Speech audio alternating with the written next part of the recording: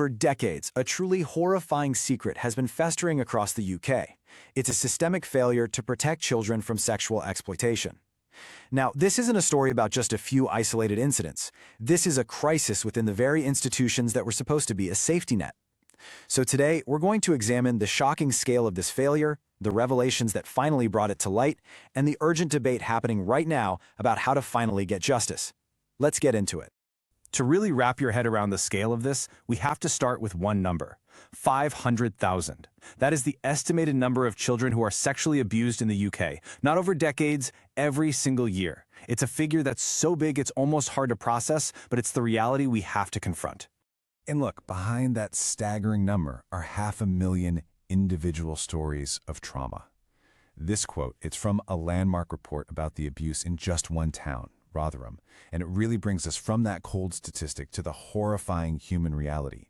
It's a powerful reminder that this isn't about data. It's about the devastating real-world cost when a system fails. So how on earth did this happen? To really unpack it all, here's how we're going to break it down. First, we'll get into what systemic failure actually means here. Then, we're going to dive deep into the Rotherham case. That's the scandal that just blew this whole story wide open.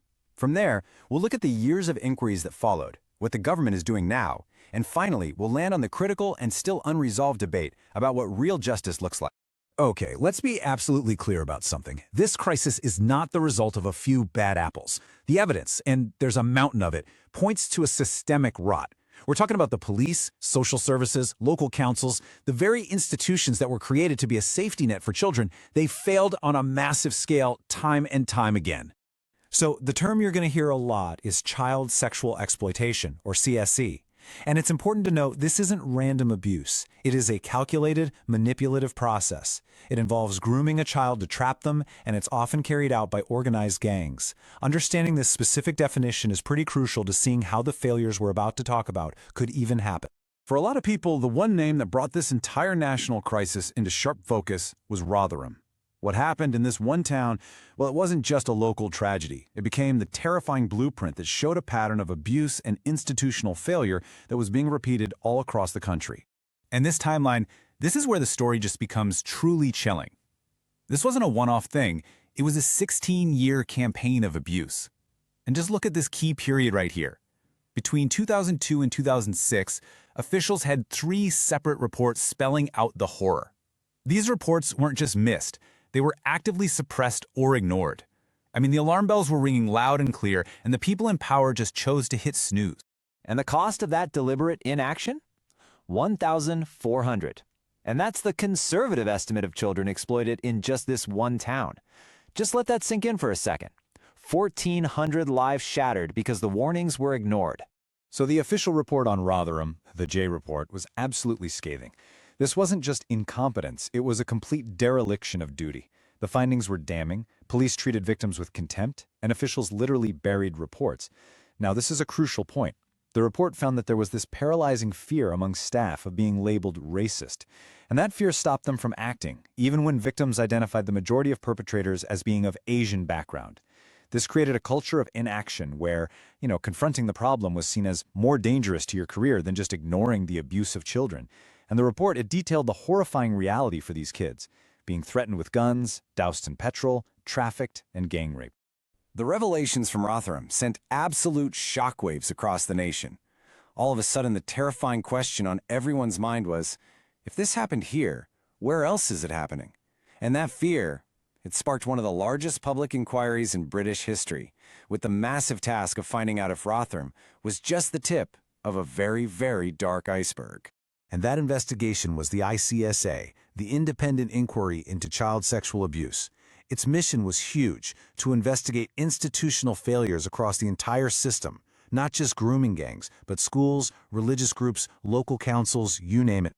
You really can't overstate the sheer scale of this thing. I mean, for 7 years, it dug into the darkness. It heard directly from over 7,000 victims. It sifted through 2 million pages of evidence. So this wasn't just speculation. Its final 20 recommendations were built on a mountain of painful testimony and hard, cold facts. And really, this quote from a senior politician sums up the inquiry's findings perfectly. It wasn't just about the abuse itself, as horrific as that was, but about this profound sense of betrayal. Children were failed by the very people and the very institutions that were legally bound to protect them. The system itself stood accused. So, after all those years of uncovering the problem, the big question is, right, what is actually being done about it? The government has now come out with a new plan of action, and it's designed to address the specific failings that all these inquiries brought to light. Okay, so the government's response is really built on 4 main pillars. First up is mandatory reporting, which makes it a legal duty for professionals like teachers and doctors to report abuse. Second, a new National Child Protection Authority is going to be created to set and enforce standards. Third, there's a huge focus on tackling online abuse. And fourth, they're putting up funds for more local-level inquiries in other affected towns. But it's not just those 4 things.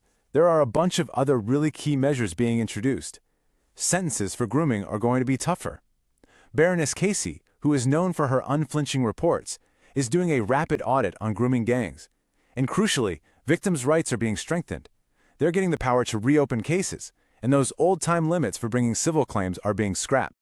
Okay, so you'd think with a new plan in place, everyone would be on the same page, right? Well, not exactly.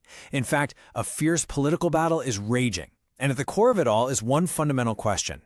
Does this plan actually deliver accountability for decades of failure? And the whole debate really boils down to these 2 completely opposing paths. On one hand, you have the government. They want a series of locally led inquiries, and they argue that these can be faster and more tailored to each community. On the other hand, you have the opposition. They're demanding a single national public inquiry armed with full statutory powers, and that means having the legal force to make witnesses testify and hand over evidence. And this quote from the Shadow Home Secretary, Chris Philp, gets right to the opposition's argument. They believe that without those statutory powers, the legal muscle to force people to testify under oath and demand documents, these local inquiries are just going to be toothless. Their point is, how can you possibly get to the truth when you're facing institutions that have covered up abuse for years? But then you have the government's counterargument, which the Home Secretary lays out right here. She's basically saying, look, we've already had a massive 7-year statutory inquiry. She argues the problem isn't a lack of information, it's a lack of action. All those recommendations are just gathering dust.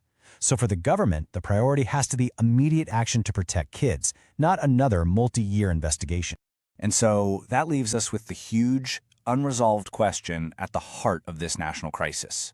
After so many years of proven cover-ups, can we really trust institutions to cooperate willingly? Or is the only path to real justice one that has the legal power to force the truth, kicking and screaming, into the light? That is the debate that will decide the future of child protection in the UK.